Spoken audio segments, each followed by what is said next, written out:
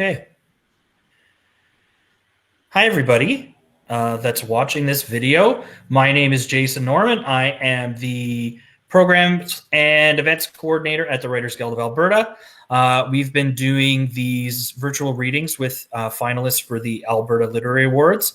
And today we are talking to another group of finalists. So we're trying out something different. We're trying out this recording and we're going to see how it works. So my first reader is going to be Paulo da Costa. You can say hi, Paulo, if you're there. When you unmute yourself. Hello. Hi. How are you today? I have a voice. I'm well. Good. And so, Paulo, is your piece is nominated for the James H. Gray Award for short nonfiction, and I think the story or the piece is called "Learning to Shave, Learning to Leave." Correct. So tell us about the essay itself, what it's about, and where it's published. It was published in Fiddlehead, and it's an essay that's part of a collection of essays that were written while I took my family to live in Portugal for 6 months. And so they are essays on how my 4-year-old at the time coped with the transition between cultures, between languages, and overall it's an essay on the multiplicity of identities and also of cultural transitions when a child from a multicultural family is faced with bridging languages and cultures. And it's a study on also masculinity and identity for boys and men, which is a great opportunity when you go across cultures and there's such different outlooks on, what a masculine identity might be. So there were incredibly wise moments for all of us because 3 generations of men, my father is in his 80s, so there's some tender moments in the collection. So I'm going to read your bio so everybody knows a little bit more about you, and then I will let you take it away with reading the excerpt from your essay. So Paulo da Costa was born in Angola and raised in Portugal. He is a writer, editor, and translator living in Calgary. Paulo's first book of fiction, The Scent of a Lie, received the 2003 Commonwealth First Book Prize for the Canada Caribbean region and the W.O. Mitchell City of Calgary Book Prize. His poetry and fiction have been published in literary magazines around the world and have been translated to Italian, Mandarin, Spanish, Serbian, Slovenian, and Portuguese. The Midwife of Torment is his latest fiction work. So take it away, Paulo. Okay. I'll read just the first couple of pages. This piece also had some visual drawings from also the stay on those hills.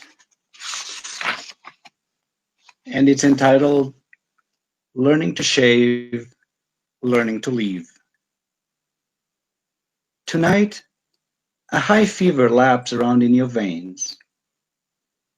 In a faint voice, you ask for water, eyes struggling to let the light in. You reach for my hand, wanting to feel my hold on you as I place a cold, damp cloth on your forehead. I squeeze your shoulder for reassurance. You mumble the first song lines you had proudly memorized for the first time in Portuguese, and which now breathe at the surface of your being. Pai, és tão alto como o céu. Father, you are as tall as the sky. You tell me you do not wish to die today. I assure you that is not about to happen. Why do you wonder about dying, Koa? You fall silent. I attempt to read the answer in your eyes. You look away. I lie next to you on the sofa with a fairy tale storybook on my chest, listening to your labored breathing, the radiant fever of your body overheating mine. My wandering gaze finds fallen lint balls under the desk, discovers new chips on the tile flooring, the brittle skeletons of crumbs in the gaps between the indigo cushions, until my gaze at last assembles the scattered thoughts that have spun without root in the whirlwind of the day. I release an aha. I think I understand what's in your mind, Koa. Even before you started to walk, you were shown the picture of your mother's deceased parents holding her as a 6-month-old baby. When you said you wanted to see Grandma Joyce to give her a hug, we explained that dead cannot be hugged. And why did she die? Your mother and I explained that Joyce had been ill for a long, long time and never recovered. Today, you have vomited and feel the weight of a fever. Today, you taste the failing of your invincible 4-year-old body. The proximity of illness brings you the fear that this is the first taste of death, imagining it around the corner, ready to take you away as it did your mother's parents. One day, I will explain to you that cancer also took away my grandmother, Maria Teresa, and your great aunt, Maria, who you never met. After we tell each other the things we appreciate best about this day, of which few will rest in memory, and after the bedtime stories you weave hands and legs with mine, entangle me in a knot that ensures I will not leave as you slip into sleep. From your infant days, you resist falling into the night. I imagine you experience slumber as a type of death to your mind, the light vanishing as you close your eyes, the eyelids teetering on the edge of consciousness, and you about to disappear. It is a type of departure from those you love, and so you hold on to my hand until your fingers uncurl, your legs twitch, and you drop into the dream world. And I'll leave it at that, in the dream world. Thank you. Thank you very much, Paulo. And congratulations again on your achievement. And I know you have to leave our little video chat here, but thank you very much for sharing some of your work with us today. Okay, and I apologize to you three for not being here for the next little while, but I'll listen to the recording after. I'm sorry, I have a board meeting, so I have to go to another. It was great. It was great to hear that, Paulo. Thank you. Take care. Bye-bye. So next up,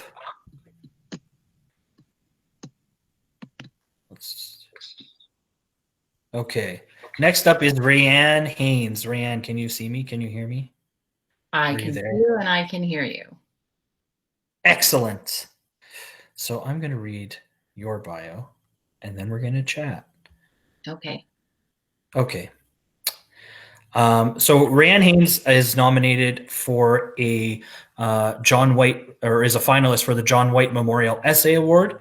And Rianne Haynes is an award-winning and occasional best-selling multi-genre author of 4 traditionally published books. She's had work published through various mediums across Canada, the USA, and the UK, and has toured across Canada. She's the co-host of the poetry podcast Let's Get Lit, was the 2018 feature artist for Capital City Press with the Edmonton Public Library, and a past writer-in-residence at Audrey's Books. Rianne is a 2019 Edmonton Artist Trust Fund Award recipient. Hello. Hello. Sorry, I have to go back and forth on screen, so I'm always happy when people can still see me and hear me. So the John White Memorial Essay Award is a little bit different than the other Alberta Literary Awards because the jury reads the submissions blind. They don't know. They don't know who's obviously submitting them. They don't know who they're reading, and even the work itself can't really have too many clues as to the person that's submitting the work. And I think the idea behind this award has been to encourage writers that have some experience with publishing in other areas to kind of encourage them to experiment a little bit and to go outside of their comfort zones. And so when they do that, their work will be read anonymously, so that it's not kind of like, oh, this is Rianne writing this. They're expecting something that maybe they get or they don't get, or the weight of those expectations is kind of not there. So is that what you kind of felt like when you submitted this piece? Is that it would kind of be read with this blank slate, sort of? Maybe. I mean, I don't really know if I even thought that. I just thought that this was a piece that was unpublished, that I felt was strong and that I felt was important, the material. And so I thought it was worth a try. I didn't really have much more thought behind it than that. Well, I mean, it goes both ways. I know a lot of people go, well, this is unpublished and it fits the word count, so let's do that too. But I think it's interesting when I read the description of the award itself, and that it's meant to kind of put everybody on this level field. So I thought that was interesting. And so the title of your piece is This is Normal. This is Normal. And tell us about what it is about. So it's a piece that's really about a few different things. It's about depression. It's about suicide or suicidal behavior. It's about concussion, and it's about how our lives can change like that before we even know what's going on. And it's about family and how we try to survive what we think is unsurvivable. And are you reading the whole piece for us today, or just a bit? I think I'm going to read about 3/4 of it. I'm not going to read because I want to stay within within time. So yeah, I'll just kind of start. I thought, what should I do? But I think I'll just go from the beginning and go about 3/4 of the way through. Yeah. Okay. Well, that sounds really good. I will let you take it away. Okay. And I do really thank the jury. I don't know who they are, but I thank them for acknowledging and believing in this work, and that sometimes the really hard stuff is worth acknowledging and celebrating as well. So concussion is a shadow, a pollutant, a darkness feeding shame, feeding anxiety, feeding an angry beast, feeding fear. Nowadays, I am afraid all the time. I am afraid of walking down the stairs. I'm afraid of phone calls and voices cracking on the end of the line. I'm afraid of self-medicating. Mostly, I'm afraid that if I talk about brain injuries and depression and prescription drugs and suicide, it will devalue the struggle, because depression is complicated and messy, and my son is not who he was, and neither am I. I was chatting with a friend when the impact occurred. It was 2016. While playing soccer, my youngest son, the team goalie, took a soccer ball to the face that immediately dropped him to his knees and knocked him out for about 10 seconds. He was 16. 16-year-old boys kick balls hard. I did not see the ball connect. The gasps of everyone around me, his name being shouted by another mother, turned my head. His body on the ground, motionless, out cold, head at an odd angle. The referee halted the game and the coaches took to the field. A minute later, on-site officials determined that he might have broken his neck. No one was willing to move him. By the time the ambulance arrived 6 minutes later, my son had begun mumbling incoherently. He was mostly unaware of what had happened. His teammates, the glorious bastards they were, cheered him on for saving the goal, while we learned later, privately jeered and shamed him, suggesting that he faked the severity of the injury and the severity of his response. Stories came out later of the boys saying they thought he had used the injury as an excuse to quit playing the game, that he made up the headaches to get out of class. Young men are not equipped to deal with this kind of trauma. I know that. I suppose their behavior was normal. Paramedics strapped him to a gurney and carried him to the sidelines for a quick but thorough examination. I waited, as we parents are instructed to do, for nearly 3 minutes before rushing to the field. The paramedics asked me questions about his history while assessing his injuries. Yes, he'd had previous concussions, snowboarding, football. Yes, he was otherwise physically fit, normal. My memory of the ambulance ride are vivid and visceral. My son, in his confusion, struggled to get free of the neck brace, his body strapped down. The paramedics started a saline drip. More questions. No allergies, no broken bones, no drug usage, his height, his weight, his birth date. I stroked his sweaty hair off his flushed face with one hand, rubbed his shoulder with the other and tried to calm him, ignored the sterile scent of illness in the ambulance. This was normal, the paramedics said. He didn't have a broken neck. He was fine. At the hospital, they rushed him into emergency. It may have been because he was struggling against the straps holding him down, his face turning blue with a frenzied rage, him yelling to be let go. The doctor diagnosed him with a mild concussion. My son remembered nothing of the injury, the time on the soccer field, or the ambulance ride. This was normal, we were assured. A couple of days rest, lots of water. I think the doctor mentioned some Advil, maybe extra strength for the headache. They diagnosed him with a mild concussion. After day 4 of lying in the dark in his room, we suggested he go to school.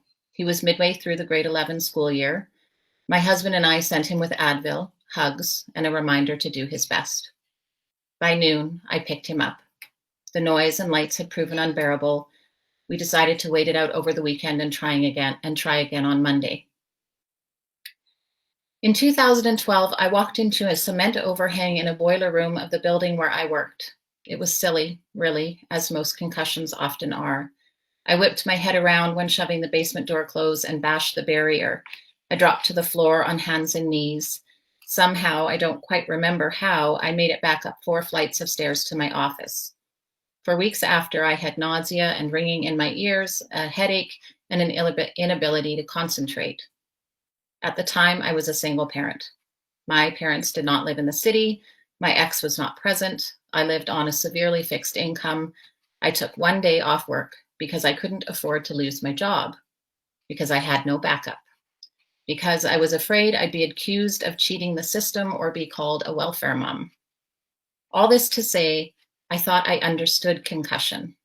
I knew what it could do, how it could mess with a person's mind and body, how it could rob you of your confidence and strip away bits of you.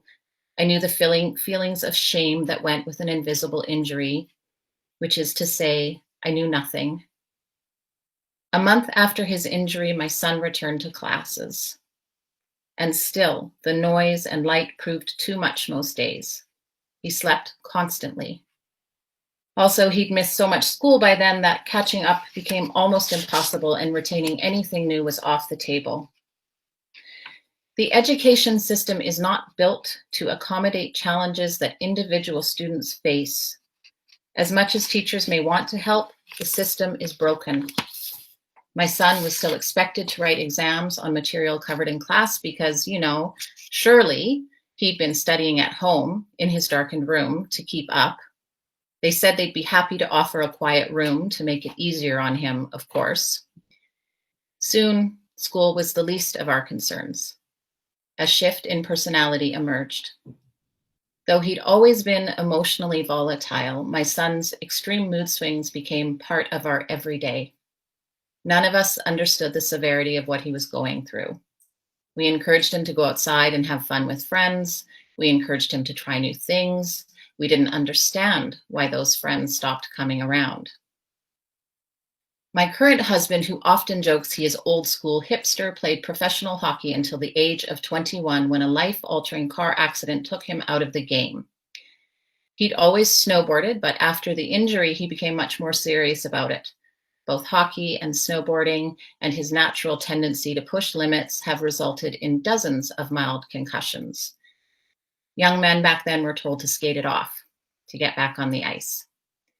Then, in 2001, before we were married, he had an accident at work resulting in a serious brain injury. He was run over. This was the second time he cheated death. He still has trouble finding rhythm and being in loud places. He thinks things through at least 5 times before making decisions because he doesn't always trust his decisions. Now he prefers to be alone. Talking to people about random nonsense is excruciating. He loves researching. He loves learning. He simply loves to do so on his own. He thought he knew what having a concussion meant, which is to say he also knew nothing. Over the 2016 Christmas holiday, I drove our eldest son away to college. Our youngest took his departure hard and didn't leave the house the entire school break. None of his school or soccer friends visited, a fact he wouldn't speak of other than to call them assholes. By February, when a new semester at his high school began, we hoped for a fresh start. Yet still, the noise, the light, the loss of concentration, the terrible anger and anxiety beat at him. He begged us to let him leave school. We refused. Most nights he stayed in. A new circle of friends emerged, tougher friends, harder ones. He began to smoke marijuana. We reprimanded him, did all the things you do with a normal teenager. My son has always been gifted. Studying had never been a part of his school regimen. Frankly, it was unnecessary. He maintained a 75% average with hardly any effort. We joked a lot about it before everything. We said he might actually have to crack a book in grade 12 to get the 80% needed for university entrance. He'd laugh and roll his eyes. Now things didn't make sense the way they used to. He stopped being able to connect the dots. We encouraged him to study more. We brought in tutors. We took him for cranial sacral treatments. We bought essential oils and SAD lights. Each day and each successive attempt at recovery tightened his features until I thought his jaw would crack. I was afraid of the fear he wore on his face. The new friends came around more often, but that was normal, right? People change friends, right? We'd ask my son about the old crew, the soccer buddies. He'd respond by saying if he saw them at a party, he'd beat the shit out of them. I'd admonish him for his anger. The severity of it alarmed me, but secretly I agreed with him. They were assholes. They hadn't stuck by him when he needed them. Somehow anger became my son. His face changed. I remember visiting his school once to teach a poetry class, and I saw him in the hallway. He didn't notice me. Every line of him hard and brittle and broken. Any softness he'd had bled out on the floor. That couldn't be my son. There remained not a glimmer of gentleness or peace, and I could not fathom the unbearable weight he carried. As a mother, how could I ever hold that for him?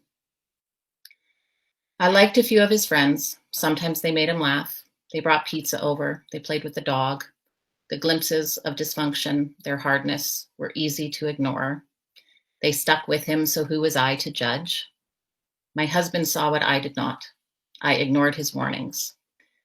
My son's new friends accepted this version of him, the version who lived with a broken brain.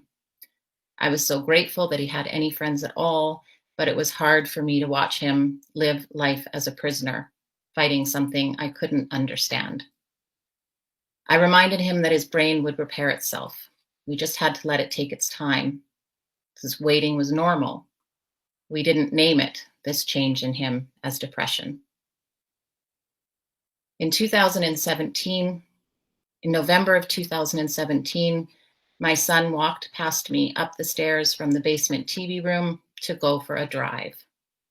Anger etched in every step. I let him go. I let him fucking go. Friends from his old crew called me 5 minutes later to say he'd posted on social media that he was going to kill himself. There's a special emoji for it now. A skull and crossbones, a peace out world symbol.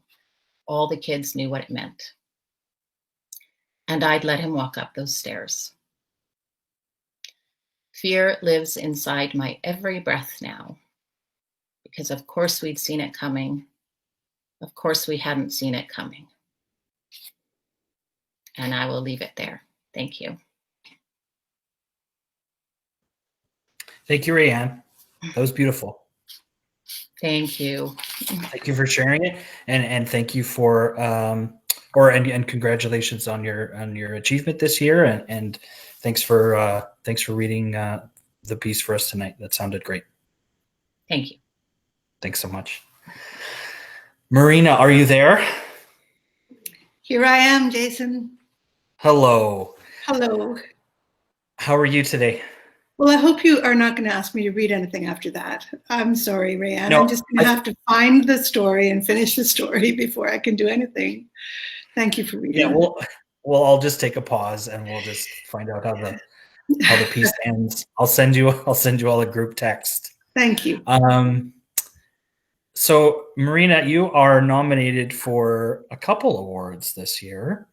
The George Bounier Award for Fiction and also the Robert Crouch City of Edmonton Book Prize. And so I'll read your bio and then we'll chat some more.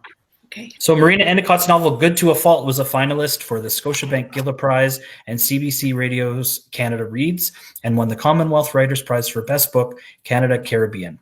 Her next, The Little Shadows, was shortlisted for the Governor General's Award and longlisted for the Giller Prize, as was Close to Hugh. Her latest, The Difference, was one of Globe and Mail's best books of 2019. She has lived in Alberta for 29 years and teaches creative writing at the University of Alberta, U of T, Humber, and the Banff Centre for the Arts. So, Marina, tell us about The Difference. What is this novel about? Well, that's always, if I could have told you what it was about, I wouldn't have had to write the whole novel, I always think. However, I will make a stab at it. So the book follows half-sisters, Kay and Thea, who have lived in Southern Alberta residential school run by their father for all of Kay's life. When he dies and Thea returns to Nova Scotia to marry the captain of a clipper ship who she's been engaged to for 10 years, 12-year-old Kay goes with them.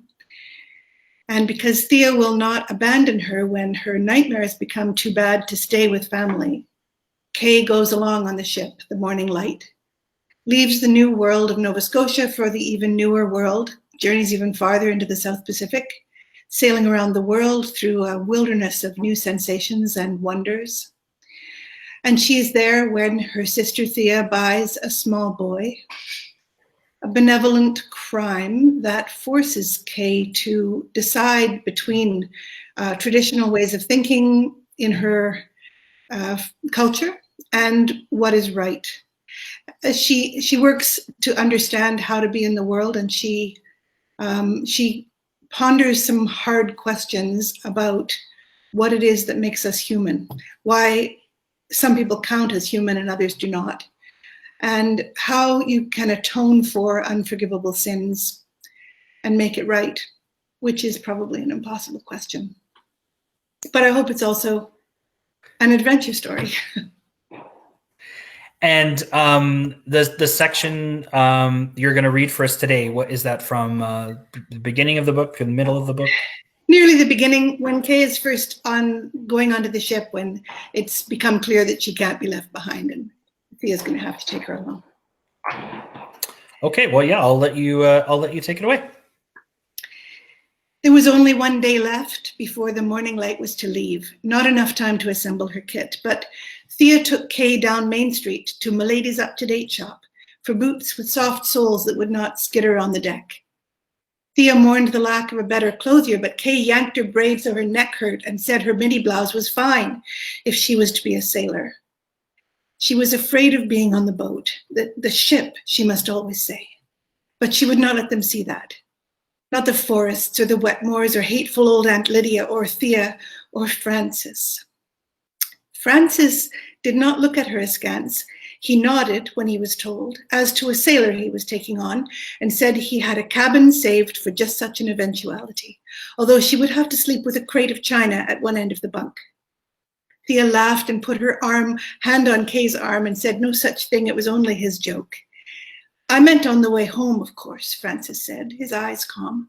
We don't take China to China, that would be coals to Newcastle. But they did not want a child with them. They wanted to be by themselves. It was foolish to think that, by themselves, because the ship was full of people, almost all of them men, and some very rough at that. So there was another lecture from Thea about whom Kay was and was not to speak to. The crew was lined up to greet them that morning when they first came aboard. The tall, thin first mate, Mr. Wright, and the stout little boatswain with the strong black beard, a third mate with thin pinkish hair who was a gentleman from England come down in the world. She did not remember their names, but Thea had a list to study from. The huge second mate frightened Kay.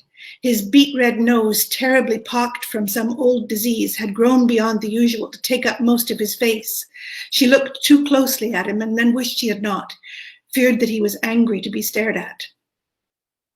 Then they met Hubbard, the steward, and his wife Lena, who would see to her and Thea, and the rest of the crew and the cook, down to the least idler, the ship's carpenter Seaton, who was very old and lay smoking his pipe in the lifeboat when Francis did not shout at him.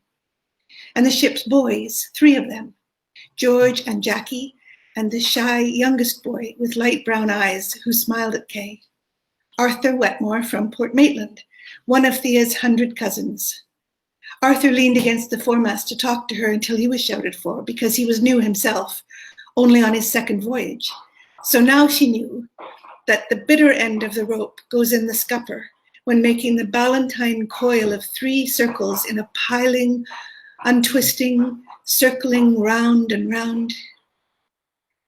Roused by some change in the rocking movement of her bunk, Kay awoke. She had been asleep after all, but not dreaming. She lay quiet. The change in motion gave her a galvanized wakefulness that could not be ignored. The porthole only showed blank darkness. Kay pushed back the blankets and stood, careful with the rolling, to pull on her skirt and shawl over her nightdress and slip bare feet into new brown boots. The cabin door opened without creaking. She shut it carefully, silently, and made her way along the dark corridor to the stairs and up to the deck like a cat creeping up to look out, except a cat could not hold so tight to the rope handrail onto the deck. Everything was moving. Great swells raised the ship and sent it cracking and creaking down and forward. As she came up on the deck, the wind caught her hair and her skirt, so her bare legs felt the bite above her boots before she lifted her head to the tempest. But it was no tempest, it was only speed. The ship was scudding fast through the darkness, everything bent forward, an italic hand racing over miles of blue-black paper sea.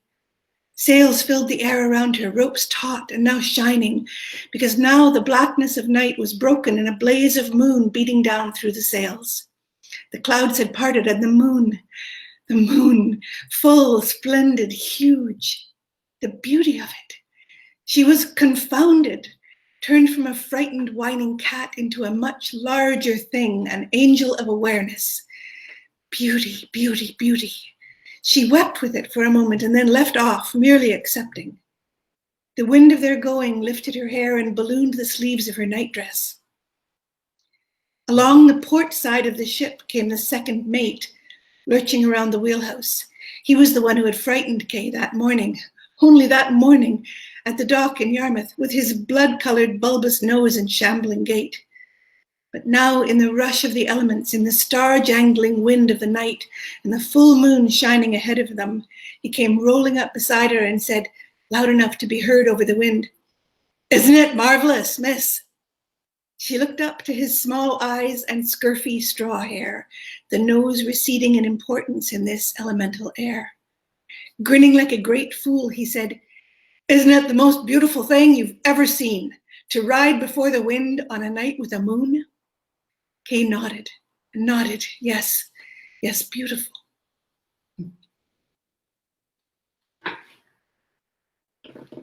Thanks. Thank you so much. That was great. Are you getting used to these virtual chats and calls and meetings? Oh, I'm getting used to the meetings, but this is the first time I've tried to read at a virtual one, so it's interesting to see how we adapt and figure out what's the best way. The Zoom meetings are getting extremely tiresome, and I think they're so exhausting because we're used to picking up 1,000 clues from each other and from the audience, and now you're just basically performing in your own room, and you feel like a fool, but still, we do it anyway because it's the only thing we can do. I always say that this is probably what it's like to be a radio DJ, because they just sit in an empty room talking to who they think are thousands of people listening to them, but they don't really know because they're just talking in an empty room. But it sounded great what you did, and it was a great reading. It was good to hear you read your work. Thanks a lot. And congratulations again on your nominations this year. Thank you. Thank you. It's a great honor. And Peter Midgley, are you there? Yes, I am, I think. You are there. Well, wonderful. How are you today? How's your long weekend going? If that has any meaning at all anymore. You know, I'm a freelancer. Weekends don't count. I've spent the weekend doing chores. How's that? Exciting. Like a good Albertan. Yeah. Okay, I'm going to read your bio and then we'll talk a little bit more. So 30 years working as a festival director, freelance editor, university lecturer, managing editor, acquisitions editor, clerk of court, bartender, janitor, and door-to-door salesman, and some other unmentionable jobs, has given Peter Midgley enough material for 12 books for children and adults. His latest book is Let Us Not Think of Them as Barbarians from New West Press. And you can find him on his website, which is www.midgley.ca. Hey, that was good that was still available.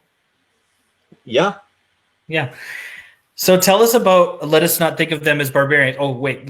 First of all, I have to say, so this Peter is a finalist for the Stephen G. Stephenson Award for Poetry. So obviously, Let Us Not Think of Them as Barbarians is a collection of poetry. And tell us a little bit about where this title comes from. It is set against the backdrop of multiple wars and a genocide. This book, Let Us Not Think of Them as Barbarians, is, I always like to think, most of all, a love story to my country of birth, as well as to the people who live there and who fought for independence. So time becomes fluid as the two lovers, Dragfoot and Woman, search for each other in the wreckage of colonialism, frankly. They become soldiers, prisoners, wanderers, borders dissipate as they move across the oceans and the deserts and search for that most elusive of chimeras, peace. And so amidst all of this turmoil, they hopefully find each other. And as the story progresses, these two people have to deal with their implication in the past and build the resilience necessary to face a future together.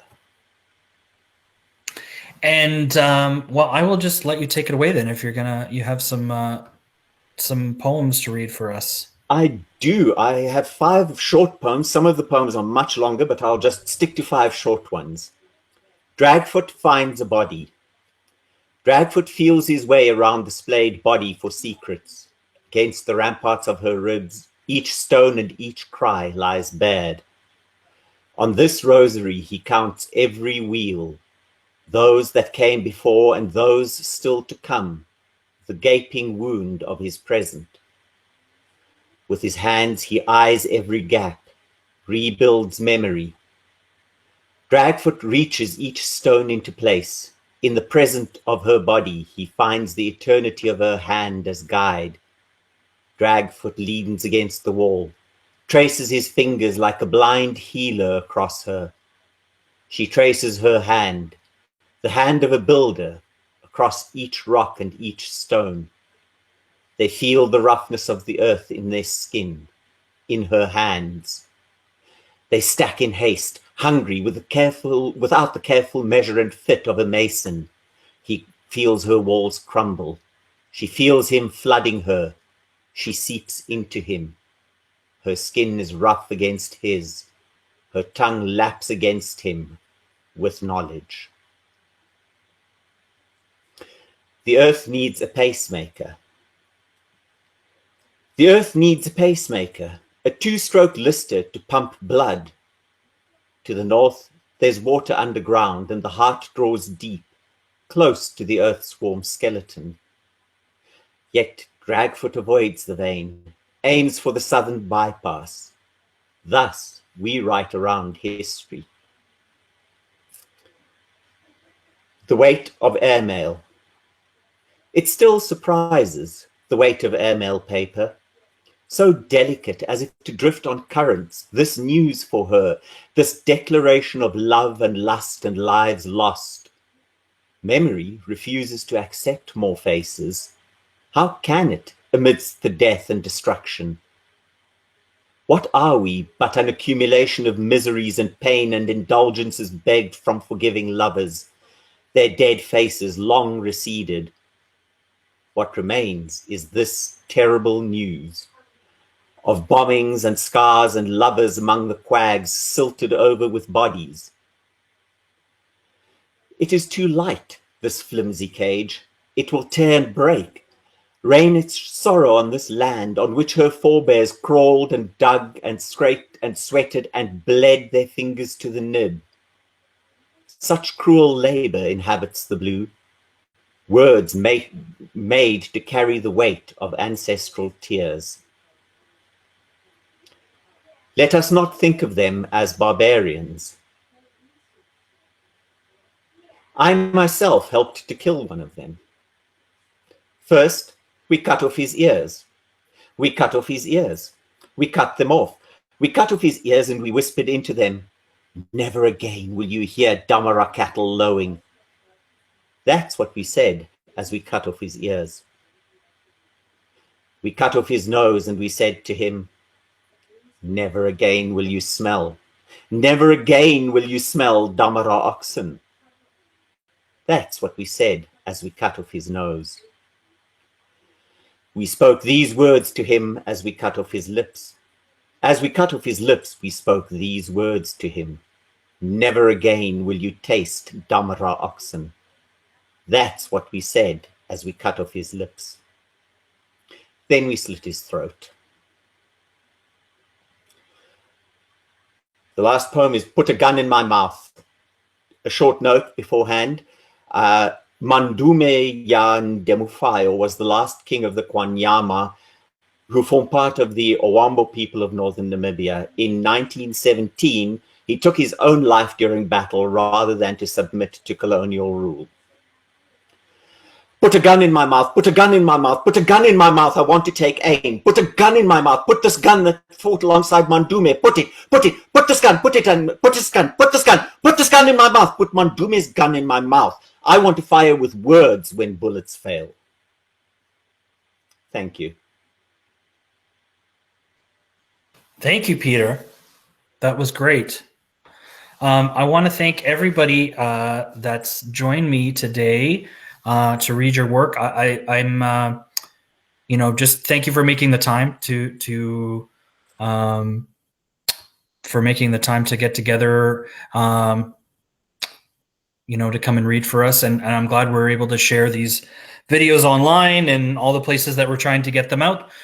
So, and if all goes well, this video will also be on social media shortly, and everyone will be able to want to watch it.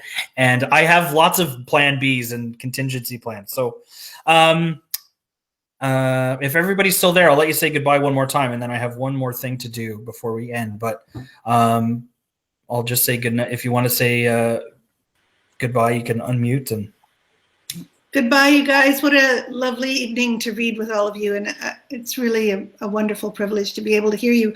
I'm in Toronto right now looking after my mom and dad. So it's really, I wish I was in Alberta. Well, Thank you for staying up late, Marina. Of course. Yeah. Well, thank you all, and thank you for your lovely readings. Both Marina, your book is wonderful, and Rianne, yeah, your piece, just wow. Yeah. So thank you. Thank you so much. Thanks, Jason. Yeah. Thank you, everybody. Thanks, everyone. It's an honor to be with you all tonight. Good night. Good night. Night. And as everybody leaves, what I'm aiming to do next is when we show these videos on social media, we have a video that was pre-recorded earlier from one of our Gwen Ferris Ringwood nominees for drama, Tara Bagan. And so if all goes well, her video of her reading from her play Honor Beat will appear right after I'm done talking. So I will give her a brief bio. Born and once again residing in Niitsitapi country, Tara Bagan is a proud, oh my God, I'm not going to say that right, Nalakapamuk, an Irish-Canadian half-breed. She has written 28 plays. Currently, she co-helms Article 11 with her most cherished collaborator, Andy Morrow. A11 has brought Indigenous activist artworks around Turtle Island and to Scotland and New Zealand and Australia. Bagan is a Dora and Betty nominee for acting, with a Dora win for writing. Also, Tara Bagan gives a quick intro when she reads from her work, and she wanted to mention this because it doesn't appear in the video. Tara sends sincere regrets that she neglected to acknowledge Métis Region 3 when giving thanks for living in Calgary. So once again, thank you all for listening to this portion. We'll have a video with Tara Bagan, and if that all works. So thanks again. There should be an announcement on the Alberta Writers or Alberta Literary Awards, what we're going to do with the presentation of the awards and everything. Hopefully, maybe something will be coming out this week. So stay tuned for that, and thank you all again for watching.